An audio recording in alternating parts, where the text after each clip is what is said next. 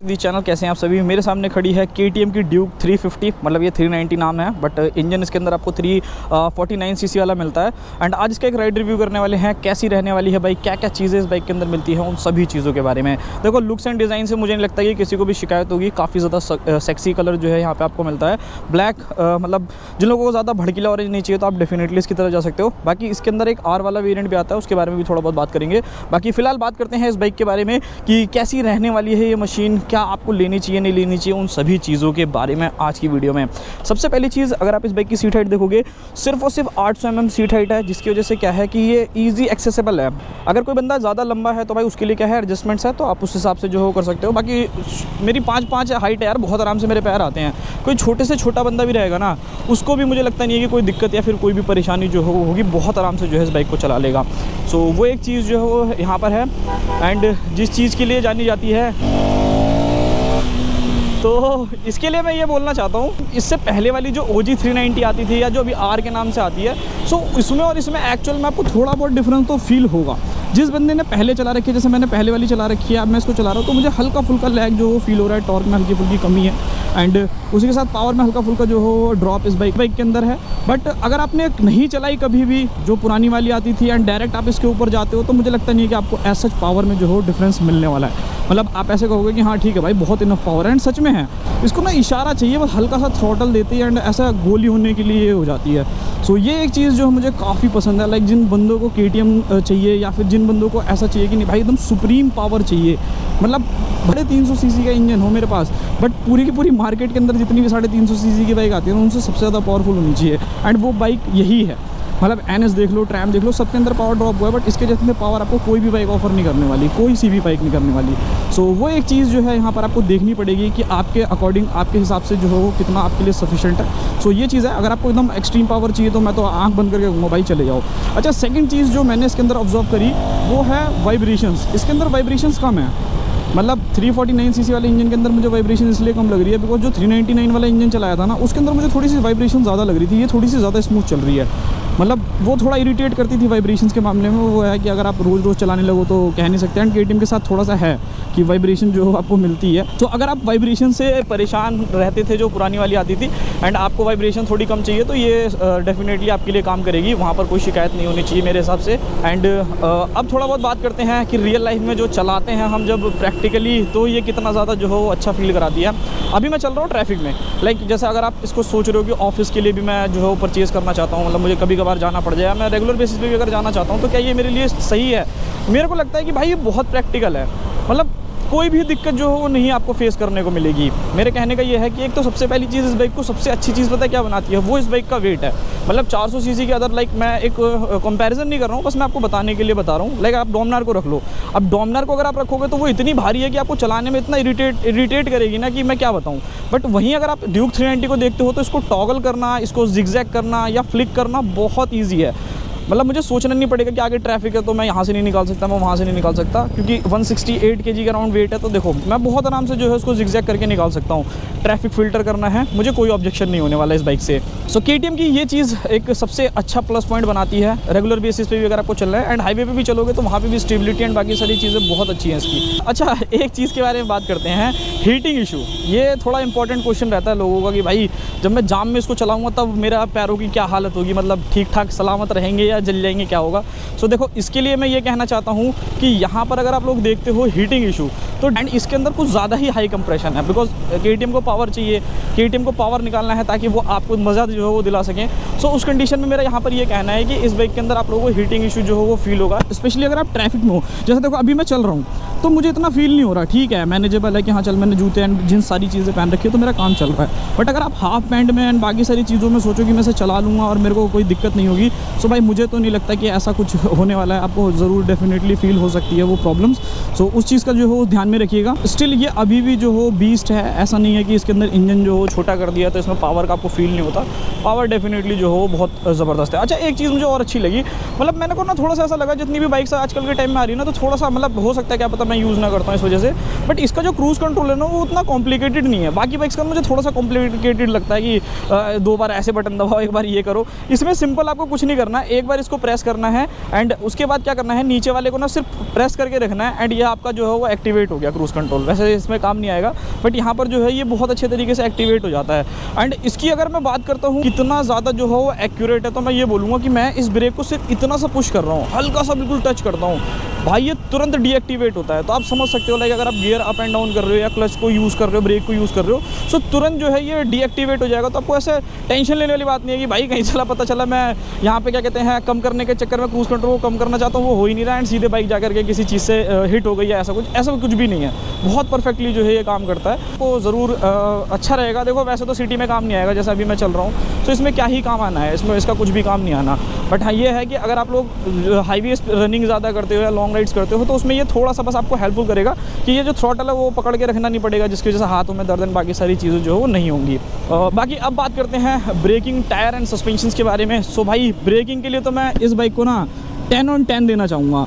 KTM जैसी breaking मुझे नहीं लगता कि जल्दी आपको कोई और ब्रांड देता है। मतलब ठीक है TVS वाले भी देते हैं बट इतनी बड़ी डिस्क ब्रेक्स जल्दी ऑफर नहीं करते हैं, थोड़ी छोटी सी ऑफर करते हैं। तो मेरे कहने का मतलब ये है कि अगर आपको सुपर ब्रेकिंग चाहिए आगे एंड पीछे दोनों में ही, सो इससे बेस्ट ब्रेकिंग 400 सीसी के आसपास में आई डोंट थिंक सो कि आपको कोई भी जो है वो ऑफर करने वाला है। सच बता रहा हूँ, इसकी ब्रेकिंग एकदम एक्सट्रीम जिसे कहते हैं ना, जैसे पावर आप एक्सट्रीम ढूंढ रहे हो तो ब्रेकिंग भी उसी हिसाब से एक्सट्रीम है।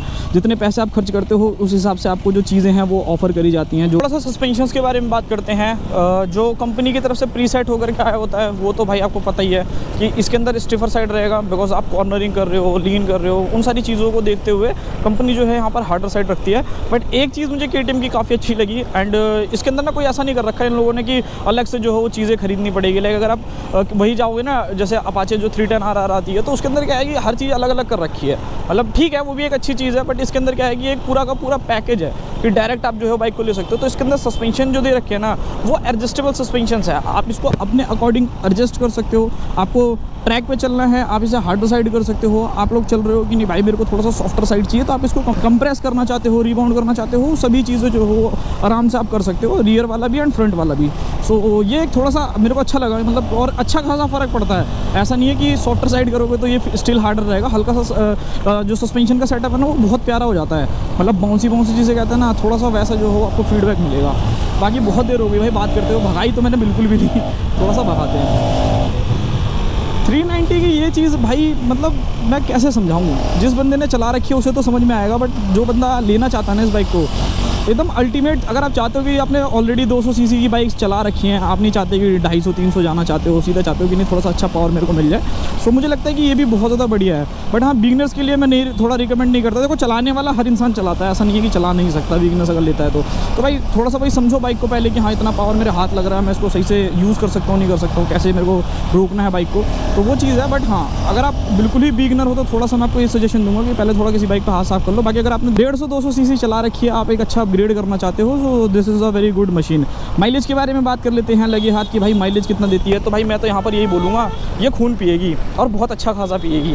मतलब एवरेज में अगर नॉर्मली लेकर के चलता हूँ, ऐसी बाइक्स लेने के बाद मुझे नहीं लगता कि कोई भी बंदा जो है उसको आराम से चलाता होगा। भाई परफॉर्मेंस आप निकालोगे तो उस कंडीशन में ये बाइक आपको 20 से लेकर के 24-25 के बीच का एवरेज जो है निकाल के देगी। एंड ये टोटली डिपेंड करता है कि आप इसे कैसे चलाते हो, ठीक है ना। मतलब अगर आप हार्ड एंड फास्ट चलाते हो तो ये बहुत ज़्यादा खून पिएगी एंड अगर आप इसे नॉर्मली चलाते हो थोड़ा बहुत मैनेज करके तो उस कंडीशन में जो है ये थोड़ा सा अच्छा एवरेज आपको देगी। और वहीं अगर मैं बात करता हूँ क्विक शिफ्टर स्लीपर क्लच के बारे में कैसा रिस्पॉन्स है मेरा, तो भाई ये तो एकदम एक मक्खन नंबर चीज़ है। मतलब बिल्कुल ही एकदम आराम से प्रेस हो जाती है एंड काम भी बढ़िया करती है। एडजस्टेबल लिवर्स आप लोगों को मिलते हैं। एंड क्विक शिफ्टर के बारे में बात करता हूँ तो क्विक शिफ्टर भी बहुत स्मूथली काम करता है। मतलब इसके अंदर थोड़ा सेंसर वाला आता है बट काम जो है वो काफ़ी एक्यूरेट करता है। शिफ्टर में ऐसा कोई दिक्कत नहीं है लैग होना, या आप अप शिफ्ट कर रहे हो डाउन शिफ्ट कर सकते हो, दोनों चीज़ें जो है वो कर सकते हो। एंड फुल रफ्तार में करो, कोई दिक्कत नहीं है कि कहीं जर्क मारेगी या लगेगा टकराया, ऐसा कुछ भी नहीं होता इसके साथ। सो ये एक मुझे चीज़ जो है इसकी काफ़ी बढ़िया मतलब काफ़ी पसंद आती है। भाई ये सारी की सारी चीज़ें जो हैं वो बहुत ही ज़्यादा फैबुलसली वर्क करती हैं। मेरे को नहीं लगता कि आपको दिक्कत होने वाली है। मतलब KTM आपको जो पैसे ले रहा है ना भाई, सारी चीज़ें ऑफर कर रहा है कि आप सब ले लो, किसी चीज़ की कमी पेशी जो हो वो नहीं रहनी चाहिए आप लोगों के पास। तो ये एक चीज़ मुझे काफ़ी बढ़िया लगती है। एंड उसी के साथ अगर मैं बात करता हूँ इसके टायर्स के बारे में, तो इसके अंदर आप लोगों को अपोलो अल्फा H1 वाला सेटअप मिलता है एंड ये भी बहुत ही ज़्यादा बढ़िया तरीके से काम करता है। कोई भी दिक्कत या फिर कोई भी ऐसी चीज़ अगर मैं बोलूँ तो मुझे नहीं लगता कि आपको फील करने को मिलेगी। मतलब टायर्स के लिए मेरा ये कहना है, लीन करो, कॉर्नरिंग करो, कुछ भी करो भाई, बहुत अच्छा जो हो ये आपको ग्रिप प्रोवाइड करते हैं, वहाँ पर शिकायत नहीं होगी। हाँ, एक चीज़ ज़रूर बोलूँगा कि इसको अगर आप ज़्यादा ट्रैक रेस में यूज़ करोगे तो टायर जल्दी ख़त्म हो जाता है भाई। मतलब मैक्सिमम जो मुझे लगता है ये 8 से 10,000 किलोमीटर जो कंपनी क्लेम करती है उतना ही चलेगा, उससे ज़्यादा मुझे नहीं लगता कि आप चला पाओगे। एंड रियर वाला तो बिल्कुल, आगे वाला तो फिर भी चलो एक बार को बच सकता है, बट पीछे वाले के तो कोई चांस ही नहीं है कि वो पीछे वाला जो बच सके। सीट कंफर्ट के बारे में बात करते हैं कि सीट कंफर्ट जो है इस बाइक का कैसा रहने वाला है। सो सीट कंफर्ट के लिए मैं बोलूँगा कि देखो, प्रीवियस जनरेशन जो आती थी, जो सेकंड जनरेशन आती थी, उसमें तो बहुत दिक्कत थी भाई। मैंने चला रखी है वो, इतना ज़्यादा मतलब ऐसा बट शॉर्ट्स में दर्द होने लगता था ना कि क्या बताऊँ। बट इसके साथ क्या है कि सीट्स बहुत ज़्यादा चौड़ी हैं, चाहे वो राइडर की हो चाहे वो पिलियन की हो। सो कंफर्ट लेवल मैं कहूँगा कि बहुत, ये नहीं कहूँगा कि बहुत ही ज़्यादा एक्सट्रीम अच्छा है, थोड़ा सा ढीठ वाली बात भी होती है। लाइक आप लॉन्ग राइड्स कर रहे हो तो हो सकता है कि इसके अंदर आपको cushioning and gel seat well seat की जो हो ज़रूरत पड़े। बट अदरवाइज़ अगर मैं ऐसा डेली में बात करूँ, जैसा लाइक आप 50 किलोमीटर चला रहे हो, 60 किलोमीटर चला रहे हो, आना जाना ऑफिस से कर रहे हो, सो उसके लिए तो ठीक है, कोई दिक्कत नहीं है। पिलियन के लिए भी ठीक है एंड राइडर, सो वहाँ पर भी जो हो ये सारी चीज़ों का जो है इशू आप लोगों को नहीं मिलेगा।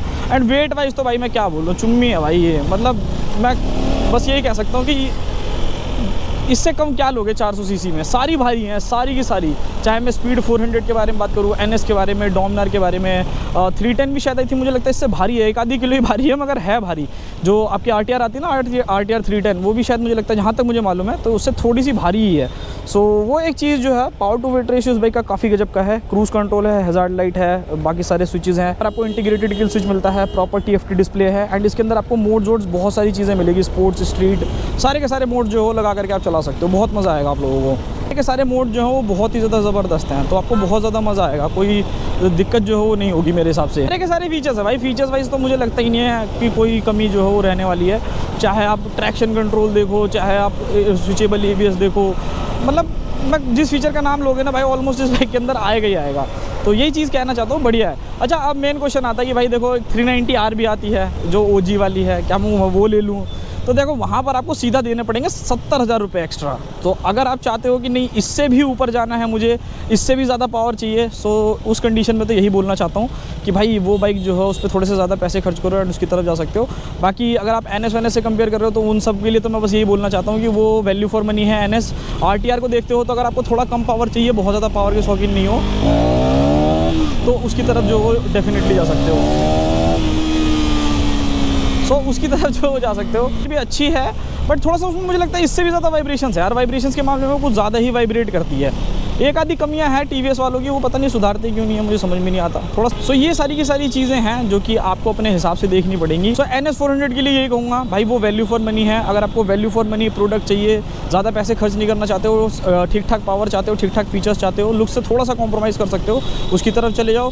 RTR 310 के लिए ये कहना चाहता हूँ कि वो एक ना मिक्सअप है, लाइक वो 2,80,000 रुपये में उसका टॉप वेरिएंट पड़ता है एंड इसका जो है वो 3,30,000 रुपये का पड़ रहा है। सो वहाँ पर क्या है कि आपके पास ना थोड़े से चीज़ों में ऑप्शंस भी हैं। लाइक जैसे सपोज करो कि KTM का ड्यूक लेना चाहता है बंदा, बट उसे USD सस्पेंशन की ज़रूरत नहीं है, तो भाई उसमें क्या करेगा कि भाई उसको थोड़े से जो हो एक्स्ट्रा पैसे देने पड़ रहे हैं, वहाँ पे वो आप पैसे बचा सकते हो। तो वो सारी की सारी चीज़ें हैं। बाकी भाई देखो, मैं यही बोलूँगा कि जो भी बाइक आप ले रहे हो, एक बार उसे चलाओ, समझो, आप लोगों को लगता है कि हाँ आपके मतलब की जो हो बहुत बेस्ट रहने वाली है, तभी जा करके जो हो आप उस बाइक को ले सकते हो। बाकी टेस्ट राइड लो। मिलते हैं किसी और नेक्स्ट वीडियो में, तब तक के लिए बाय बाय। होप्स आप लोगों को वीडियो पसंद आई होगी।